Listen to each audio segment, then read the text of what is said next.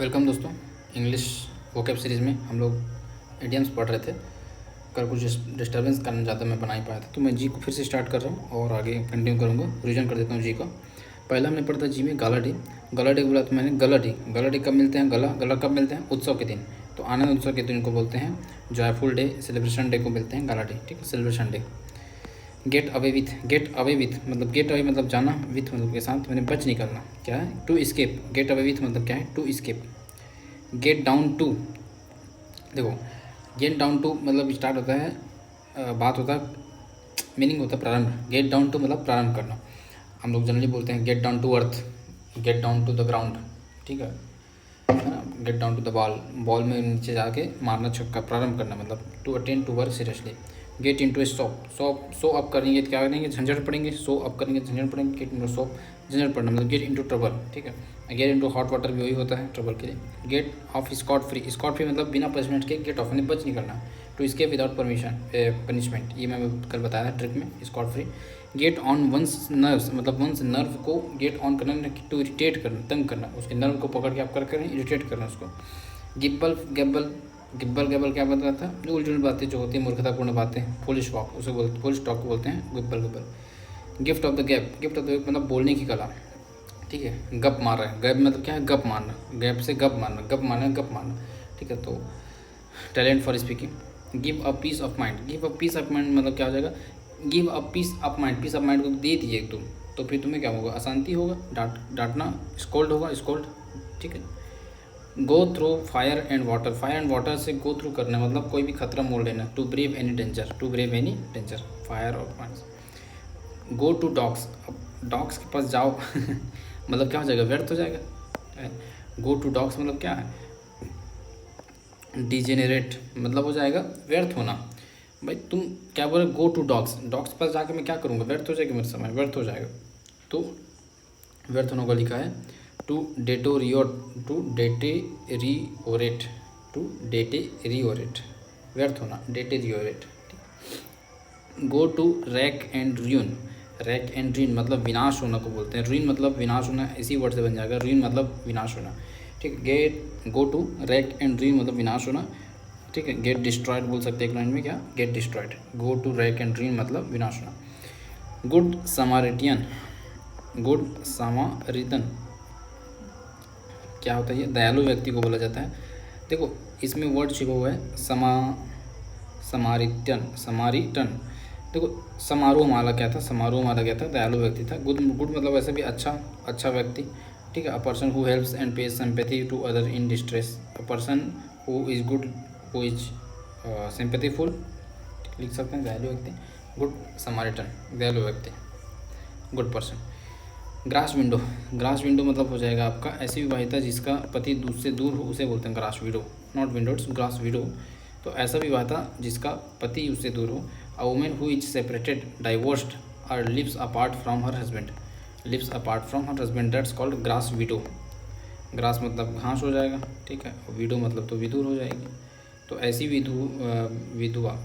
ठीक है, तो ऐसी विधवा जिसका पति उससे दूर रहता है, चाहे वो डाइवोर्स के थ्रू हो, चाहे वो किसी दूसरे तरीके से हो। जिंदा है लेकिन उसका पति उससे अलग रहता है, उसे होते हैं ग्रास विडो। ठीक, उसको घास बेचता है हर हमेशा। ठीक है, इस टाइप से समझ सकते हो, खाने के लिए। ग्रेज द पाम मतलब पाम है, हथेली पे कुछ रखना, घूस देने वाला सेंस नहीं आ रहा। Grease the palm. ठीक है, ग्रेज द पाम, एक और कुछ ऐसी करके, grease the palm, warm the palm, ऐसा कुछ करके घूस देना क्या बोलेंगे? Bribe, to bribe. Grease the palm मतलब टू ब्राइब। ग्रीन रूम किसे कहते हैं? ग्रीन रूम मतलब हो जाएगा अभिनेता का वेशभूषा का कमरा को बोलते हैं ग्रीन रूम।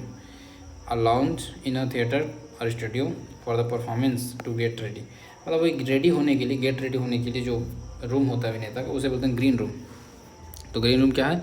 जहाँ पर अभिनेता रेडी होते हैं। ठीक है, a room where artist get ready, ऐसा लिख दो, सिंपल वर्ड में है green room. Grist to the mill मतलब फायदेमंद को बोला जाता है। Grist to the mill, something that can be used for one's advantage के लिए जब यूज़ किया जाता है उसे बोलते हैं ग्रिस्ट टू द मिल। ऐसे आप कह लेते हैं मिल में जाते हैं, मिल में MIL, मिल में जाते हैं तो हमारा क्या होता है? फ़ायदा होता है। मिल में जाते हैं क्या होता है? हमारा फ़ायदा होता है। ठीक है, उसके बाद फिर है हालसाइन डेज, हॉलिकिन डेज, जो भी है बीते समय को खुशगवार जिंदगी को बोलते हैं।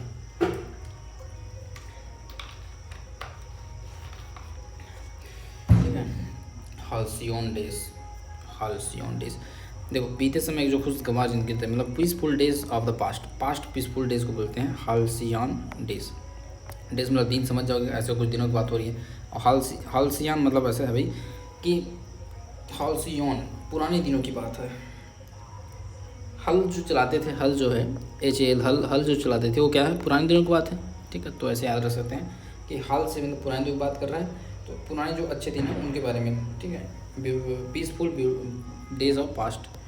Hammer and sickle, hammer and sickle ये क्या होता है, समाजवाद के प्रतीक को बोला जाता है हैमर एंड सिकल।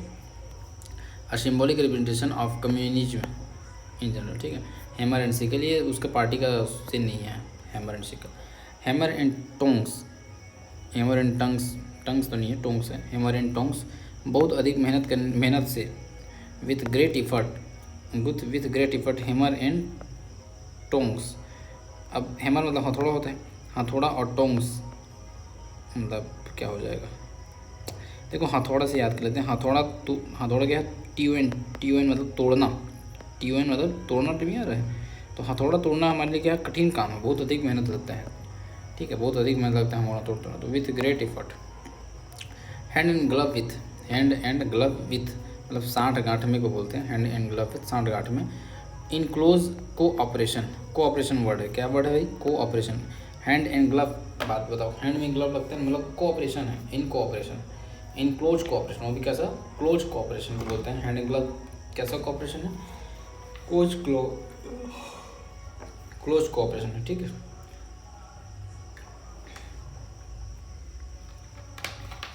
फिर नेक्स्ट है आपका हैंग बाय अ थ्रेड।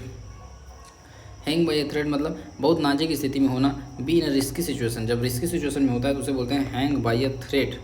ठीक है, तो देखो हैंग, हैंग मतलब क्या होता है, फांसी से खड़ना, तो उसी को हम लोग याद कर लेते हैं। हैंग वर्ड जो है, हैंग बाय अ थ्रेड मतलब हैंग वर्ड जो है क्या, रिस्की सिचुएशन है, फांसी लग गया तो वो रिस्की सिचुएशन में जाता है हैंग करना, है ना। हार्ड नट टू क्रैक मतलब कठिन कार्य, हार्ड नट टू क्रैक मतलब कठिन कार्य, जटिल समस्या, difficult problem to solve, difficult problem to solve, hard nut to crack. Haul over the coals मतलब बुरी तरह से डांटना को बोलते हैं haul over the coals. To take to task, to reprimand, to scold badly, ये अच्छा है, to scold badly. Haul over the coals, देखो ओवर द कोल्स मतलब ये है कि भाई कोयले के ऊपर हॉल कर दिया है, हॉल में क्या कर दिया, हॉल में हॉल हो गया, हॉल में हॉल के ऊपर क्या कर दिया, हॉल के ऊपर कोयला बिछा दिया। हॉल के ऊपर कोयला बिछा के तुम क्या करोगे भाई, अब भी जस्ट झाड़ू लगा के आया तो तुम हॉल के ऊपर कोयला बिछा दिए, तो मैं तुम्हें क्या करूँगा, जोर जोर से डांटूंगा, है ना भाई, जोर जोर से डांटूंगा। हॉल ओवर द कोल्स मतलब हॉल के ऊपर कोयला बिछा दिया है, याद करने के लिए, ऐसे नहीं हुआ होगा मुझे भी पता है, याद कर लूँ क्या दिक्कत। हॉल ओवर द कोल्स मतलब हॉल के ऊपर क्या कर दिया, कोयला बिछा दिया, तो मैं अब क्या करूँगा, जोर से डांटूंगा। To skilled badly, to scold badly. Have finger in the pie, have finger in the pie मतलब किसी कार्य में शामिल होना। ठीक है, to be involve in something, अपने आप को इन्वॉल्व करने के लिए। देखो हैव फिंगर मतलब तुम्हारी उंगली है, तो तुम्हारी उंगली तुम क्या हो गए, वहाँ इन्वॉल्व हो गए कि नहीं। ठीक है, किसी कार्य में शामिल होना, इन द पाई मतलब किसी कार्य में सम्मिलित हो गए। ठीक है, हैव फिंगर मतलब तुम्हारा उंगली है उस काम में। ठीक, have one's hands full, have one's hands full मतलब भरपूर काम होना। To be completely occupied, to be completely occupied उसे बोलते हैं have one's hands full, full hands. ठीक, कम्प्लीटली ऑक्यूपाइड करेंगे फुल हैंड में, हम लोग दोनों हाथ फुल हैंड में पकड़ोगे, कम्प्लीटली ऑक्यूपाइड नहीं करोगे क्या। हैव वंस वे मतलब अपनी इच्छा अनुसार, अपना रास्ता होना, अपनी इच्छा अनुसार होना। हैंड्स ओन्स वे मतलब मेरी अपनी इच्छा, अपनी रास्ता अनुसार है ना, अपनी इच्छा के अनुसार। The way one wants, the way one wants अपनी इच्छा अनुसार। The way I wants one, अब वन से ले तो वन वांट लिख दो, है ना भाई। Have several irons in the fire, have several irons in the fire मतलब एक ही समय में कई कार्य हाथ में लेना, उसे बोलते हैं have several irons. Several irons मतलब एक से ज़्यादा आयरन किस में डाल दिए, इन द फायर मतलब काम, हाँ वही है, सेवरल आयरन्स आग में डाल दिया मतलब एक साथ ज़्यादा काम ले लिया, तो उसी को लिख सकते हैं to be involve in many projects or activities at the same time. ठीक है, involve in many task in same time ऐसे लिख सकते हो, सिंपल, एक ही समय कहीं कार्य हाथ में ले लिया। Hand packed husband, hand packed husband उसे बोलते हैं जो बिल्कुल जोरू का गुलाम होता है, ठीक है, जोरू का गुलाम को बोलते हैं हैंड पैक्ड, HEN हैंड, मुर्गी वाला पैक्ड, ठीक है। हैंड पैक्ड हस्बैंड मतलब होता है जोरू का गुलाम, ठीक है। अब इंग्लिश में लिखेंगे तो एडमायरर ऑफ वन वाइफ, अपनी पत्नी के एडमायरर हैं, हर बात को मानता है, इन अ सर्विस मैनर, सेवक के रूप में, ठीक। Admirer of one's wife in service manner. Herculean task नाम से स्पष्ट है, हरक्यूलन मतलब कठिन, हरक्यूलन मतलब क्या है, कठिन है भाई, हरक्यूलन कोई नहीं कर सकता, कठिन कार्य, ठीक है। Default task. High and dry, high handed, high living, अब तीनों हाई वाला देखते हैं क्या क्या है। पहला हाई एंड ड्राई है, मतलब अकेला और वंचित अवस्था को बोलते हैं high and dry. Alone in a deprived situation, अकेला है और वंचित अवस्था में, उसे बोलते हैं हाई एंड ड्राई है। देखो ड्राई जब हो जाता है मतलब सूख जाना, ठीक है, तो जब कोई सूख जाता है, सूखा पड़ जाता है, तो लोग क्या हो जाते हैं, अकेले हो जाते हैं, वंचित हो जाते हैं, लोग अकेले हो जाते हैं, है ना, लोग अकेले हो जाते हैं, वंचित हो जाते हैं। तो alone in a deprived situation. High handed मतलब हो जाएगा उसका हाथ बहुत ऊंचा है, मतलब निरंकुश हो गया, वो क्या हो गया, ओवर बियरिंग, निरंकुश बोलते हैं हाई हैंडेड। हाई लिविंग मतलब हो जाएगा ऐशो आराम की ज़िंदगी को बोलते हैं हाई लिविंग रहा है भाई, वो तो हाई लिविंग जीता है, ठीक है। Living with comfort and luxury, luxury किसमें देखो, LUX lux, AURY lux, Uri था, URY, ठीक, luxury.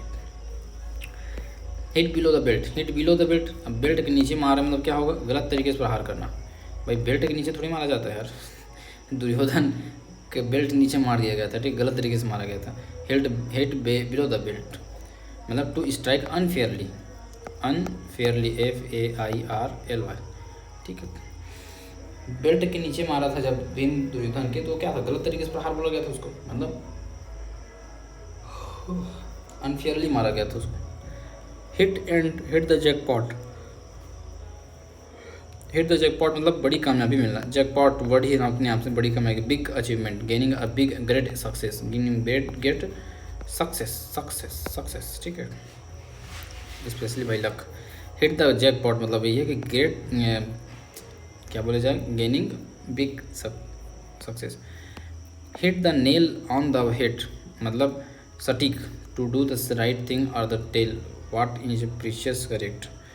Hit the nail on the head मतलब हाथ, ऑन द हेड मतलब माथे पे नेल रखा गया है, उसको हिट किया गया परफेक्ट, तो उसे क्या बोलते हैं, सटीक निशाना बोलते हैं, to do the right thing. अब ये देखो, ये एज तक करते हैं। हैप्सन्स चॉइस मतलब होता है एक ही कोई विकल्प ना होना, जैसे मैं बोलूँगा कि